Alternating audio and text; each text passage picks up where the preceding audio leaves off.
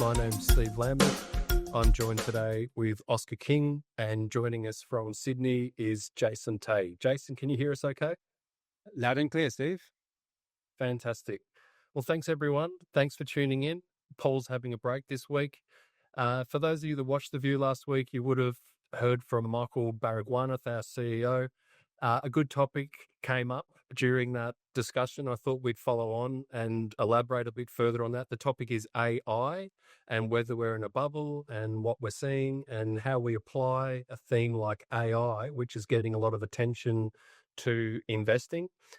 I'm going to share a presentation pack we've presented here, and hopefully that comes through now. Let's just start with a high-level agenda. What topics would we like to cover in the 15 minutes of your valuable time? Well, as it relates to AI, our agenda we've set out is why is AI getting so much attention in financial markets? Jason will cover a bit about the background to what's led to this boom that's underway. Oscar's then going to provide some context as our tech analyst on all the spending underway. And then we'll move and have a bit of a chat about how investors are accessing the AI story, as well as what involvement we have as investors. So let's just shift to slide 3. I'll cover this very quickly. Why is AI getting so much attention? Well, in large part, among many other reasons, quite simply as it relates to financial markets, AI is getting a lot of attention just sheerly due to the size of this asset class and the size of the players. On the left-hand chart, we're just showing you a chart of the Mag 7 and their market cap and how that market cap has increased significantly as a share of the US market, the world's biggest share market, over a number of years. Not all of those names are pure play AI, but the majority of these names are names relevant to AI, namely Nvidia and the hyperscalers plus Meta. Those names have grown collectively from what was about 20 odd trillion market cap. 3 trillion market cap was the total for those names. That's grown to 20 today, and that compares to the S&P 500 with a market cap today of 60 that's come from about 20 trillion about 8 years ago. So the message is the Mag 7 have accounted for about half of the overall increase in the market cap of the S&P 500 over the last 8 years. And in addition to that, if you thought of what it means for a conventional investor to be investing in international shares, the MSCI World's comprised about 70% the US. And with these large stocks representing about 35% of the US, it means every $100 of fresh money going into international shares, we'll see about $25 go towards these names alone. So it's very relevant because it's so big. And another chart just being shown here is the quantum of capital spending. These are mind-blowing numbers. It's indexed to 100 across the hyperscalers as well as Meta. What was spending by a name like Amazon in the sort of low teens of billions has now swollen to in the 60s. So Oscar will cover this in more detail in a moment. But the key point is the reason why AI is getting so much attention is both because of size and the sheer scale of spending that is now underway. Jason, I'll pass over to you now to cover slide 4 on how we got here in the first place. Thanks. Yeah, look, thanks a lot, Steve. That's a good intro. So, look, I mean, the usage of AI, especially in the commercial space, has been around for quite some time. So like Google or Alphabet has developed AI for a lot of their applications internally. In fact, they used Nvidia's GPU chips back in 2009 for their AI training. So it was that long ago. But they've taken the route of developing their own chips to develop their own internal AI capabilities, which they use for YouTube, Google Translate, and all sorts of matters within their business to obviously accelerate their earnings growth over the last decade plus.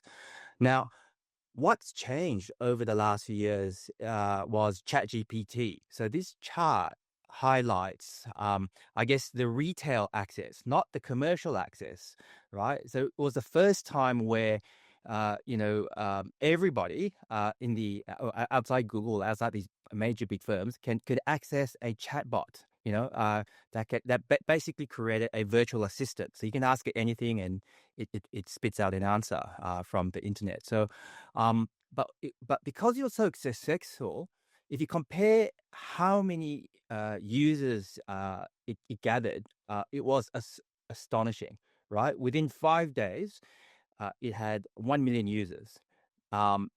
Just in comparison, and you know how pervasive Netflix is everywhere today, it took 3.5 years for Netflix to reach 1 million users. So ChatGPT was extremely successful to open up AI to the world, really, for everyday use. And we'll just jump to the next slide. And the first beneficiary from the explosion of ChatGPT. So ChatGPT was launched in late or November, December 2022, right? So what we're trying to show here is like the impact to Nvidia sales and earnings over time. And on the left-hand side, you can see the composition of Nvidia sales. So historically, and the numbers are so small, you can't hardly see it, but the orange bar represents gaming chips. So Nvidia used to be known as kind of like a gaming company. I mean, they also used to sell chips for crypto mining, but it was effectively a gaming company. And then when ChatGPT was launched in late 2022, right, then everything changed for Nvidia, right? And in 2023, you can't really see it by eye because it's so small now.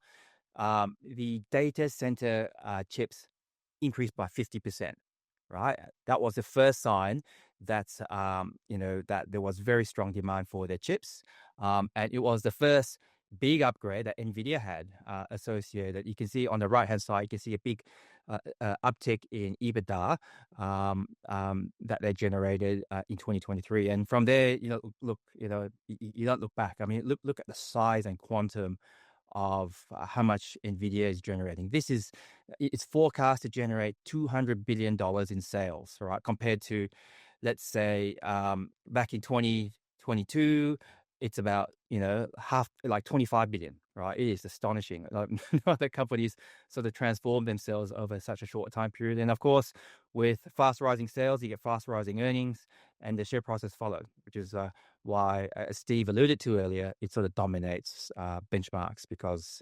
the share price represents its market cap impact on the entire market. What a great summary. Thanks, Jason. Let's keep moving. That's a great segue into Oscar's section here. He's going to now put some of the spending in context. So over to you, Oscar. Yeah, thanks, Steve and Jason.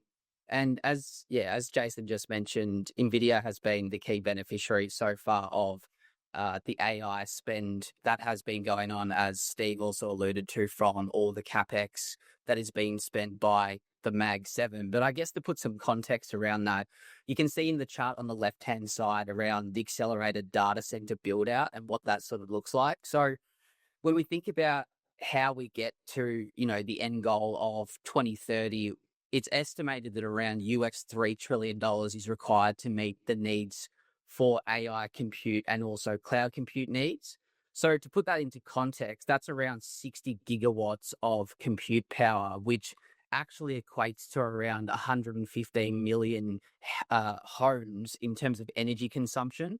So when we think about the unit economics of that, well, what does that look like, and how does that flow through to earnings for a business like Nvidia? Well, for 1 gigawatt of installed capacity, it translates to about $50 billion of spend. So as Jason mentioned earlier, in terms of the data center revenue acceleration that we've seen from Nvidia, you can see why there has been such a big jump in the numbers that they're delivering.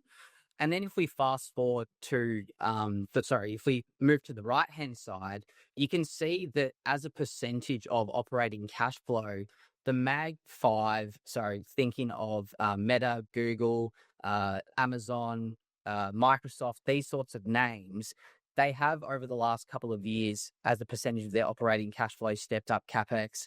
And we can see that is looking to peak around 66% in 2026. So ultimately what this is saying is that, well, the market is now forecasting that going forward, we are going to see a peak in CapEx as a percentage of operating cash flow. However, what it doesn't assume is that the total absolute dollars of CapEx will probably still have room to go higher because these businesses are so profitable and they're growing their free cash flow around 15 to 20% per annum. The absolute dollar value for the amount being spent on CapEx is probably still going to go higher. So therefore, when we think about revenue assumptions and so forth, where the street is at, maybe there is further room to go. And I guess we can talk about this in more context relative to valuations and earnings growth. And you just had this slide here about the relevance of all this investment for the broader economy. Yeah, so this is, once again, when we're thinking about all this spend going on and how it's actually flowing through to different assets and I guess the real world, well, it's actually now starting to show up in economic data in the US. And you can see from this chart provided by BlackRock in 2025, as a percentage of GDP growth, AI spend within the non-residential investment sector or segment is actually contributing to about 1.1% of GDP growth, which is astonishing considering how big the US economy is. So what it's saying is that, of course, with that, there is risks around, well, what happens if we're overbuilding and where do we get to? But ultimately, in the here and now, with the infrastructure and the regulation being put in place for the tailwinds around it, it is ultimately supporting economic growth in the US and ultimately offsetting some of these impacts that, like we're seeing from tariffs. So it's a very interesting dynamic going on at the moment. That's great. That would lead to the next topic. So we can observe how big it is. We can observe the spending isn't stopping. If anything, as Oscar was alluding to, it's accelerating.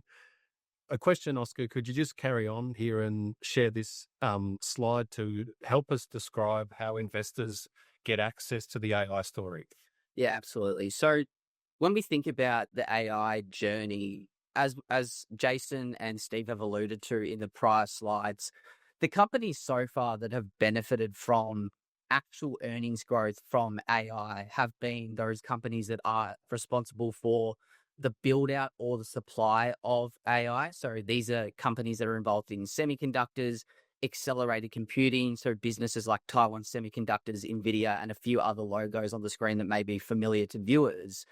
And then the next stage of the journey is, well, where is this accelerated computing being hosted? So that is the infrastructure layer. So data centers, these are the hotels for computers. So businesses like Goodman Group, businesses like NextDC, which are relevant in the Australian context. And then if we think more globally in the US, businesses like Prologis and Equinix. And finally, when you get to the last stage, which remains the unknown, is, well, we've now built out all this capacity, or we're building out all this capacity. How is the end enterprise customer actually adopting this software? Or sorry, how is it actually adopting this compute to be able to accelerate their service proposition? How can they increase productivity gains? How can they get a better output of what they were delivering in the past? And whilst it's not exactly clear today, there are examples like OpenAI, Perplexity, businesses that would be familiar to listeners. But ultimately, we are still in the journey of trying to discover who that next leader is going to be in the software layer, because we're essentially at that moment where the iPhone came out, and then you had an app store that was built. And then on the app store, you then had a lot of companies come out and build apps on that app store. So that's where we're basically at now in the investment journey for AI.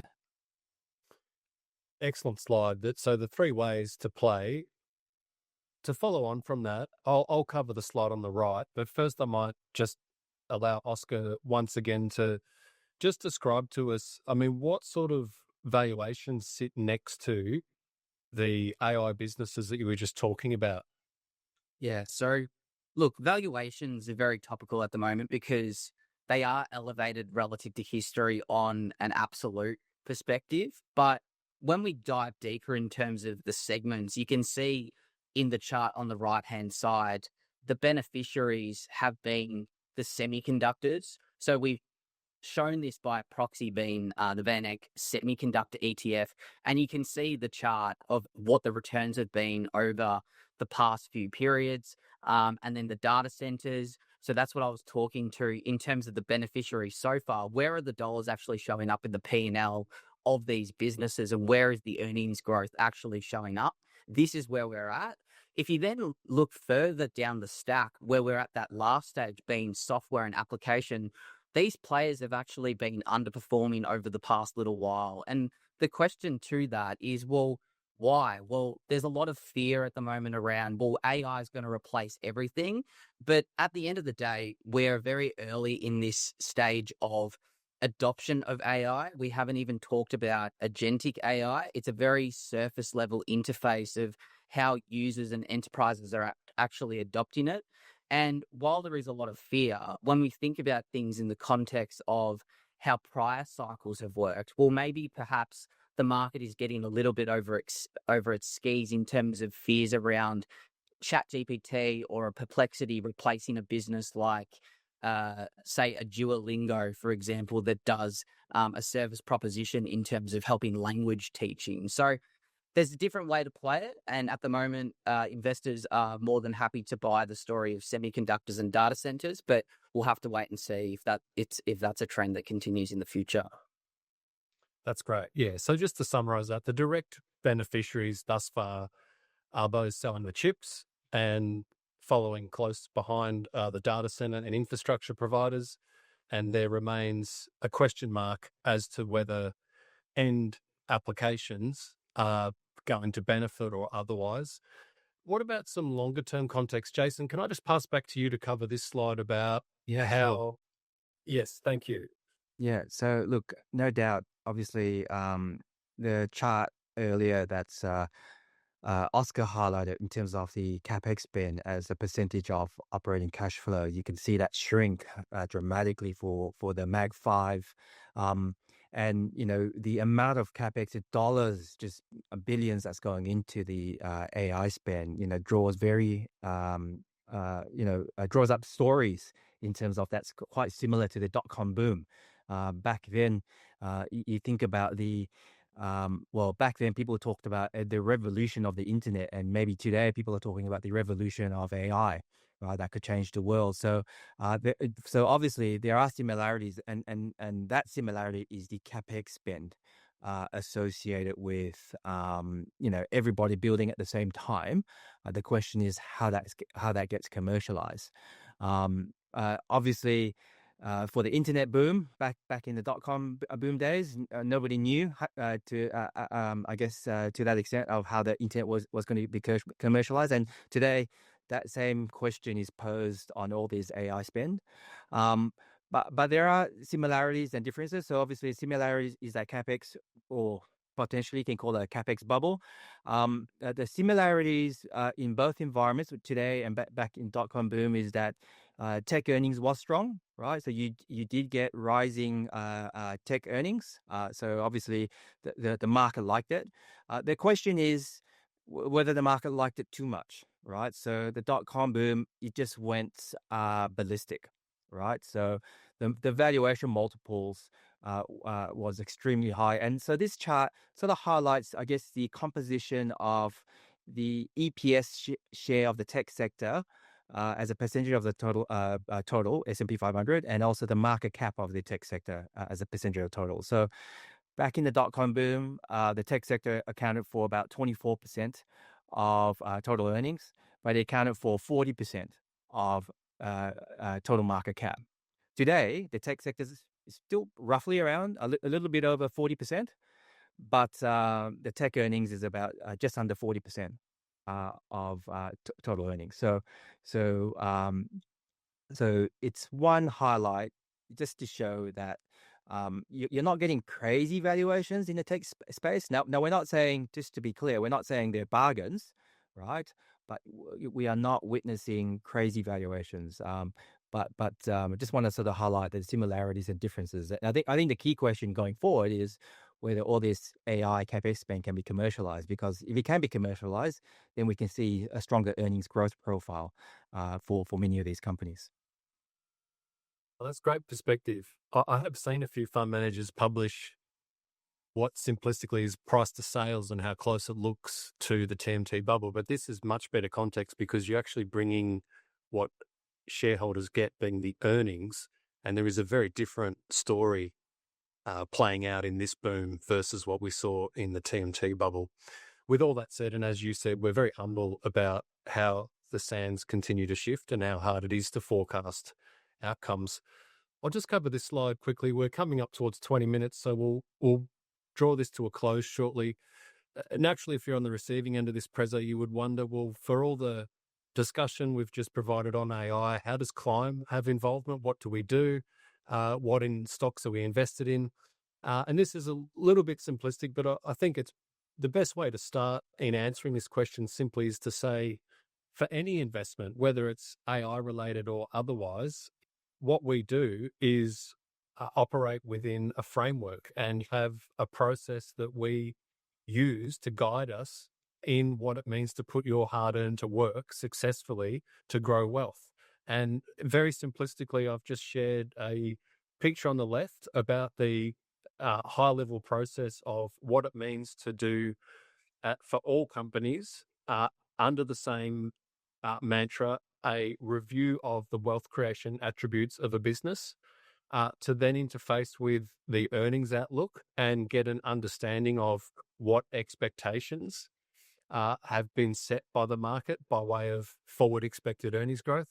And then lastly, make an assessment of value. And as you know, different sectors and different stocks have different attributes to bring about different ways in which value is described and attributed. So if you were in the tech space, you would have heard of Rule of 40. If you were in the resources space, you would be focused on grade and mine life. All that has to be brought back to a simple, uniform language of discovering value and understanding how to make sound investment decisions. And this is the framework we use. So for the AI space, we use the same framework as we do for all other stocks. I've just highlighted two stocks here, and I would only want to say to you they are direct and / indirect beneficiaries of AI. They are stocks that stand for having above average valuation prospects with earnings that are being forecast that look achievable and represent relative value. So to simplify that, and Jason would agree with this given his process for the income funds, if earnings are rising, stocks are rising, generally speaking. The top chart is showing the difference between the earnings delivery of Macquarie and Goodman Group. Goodman Group now attached to the data center story. Macquarie last week featuring in the press having recycled some capital in their asset management business that will bring about performance fees. Those two companies continue to grind higher on earnings. CBA, which is associated with AI because they're plowing a lot of money and CapEx into improving the customer experience and their efficiency in the background, is not a name I would describe as AI, but all things investment is going on, that they continue to struggle for earnings achievement. And yet, if you look at the bottom chart, there's a price to earnings ratio or a multiple, if you like, communicating attractive relative value. So let's just finish up now. A summary of this, I might just pass to Oscar to try to wrap up the broad brush observations we've made, and then we'll leave it there. Thanks, Oscar. Yeah, thanks, Steve. So just to summarize the context of what we've discussed today, the first point, just outlining that the build out for AI is accelerating. We've highlighted that in the chart earlier in the presentation, with the picks and shovels largely the ones to be the beneficiaries in the here and now. We then fast forward to, well, how does this all translate to earnings growth for other companies? Well, there's a lot of spending going on, but the monetization is unknown, and therefore perhaps risks are increasing against a backdrop of elevated valuations relative to history. There's definitely parallels to the TMT boom, but history doesn't necessarily repeat itself, but it often rhymes. Therefore, we are alerted by certain things, but we're not quite alarmed at this moment in time. And as I mentioned, valuations are elevated at the moment in terms of multiples around the world, but they're not at the extremities of what we saw in the 2000 bubble, given that was largely driven by revenue forecasts. And at the final point, as we do at Clime, it's we continue to stay true to our investment process, regardless of what the thematic is that we're looking to invest in, as Steve touched on with our investment framework. So thank you very much. Excellent. Thanks so much. Thanks for all your time. We've gone through to 25 minutes, so we'll call it there. Thanks, Jason, for joining, mate. And thanks, viewers. We'll catch you next time.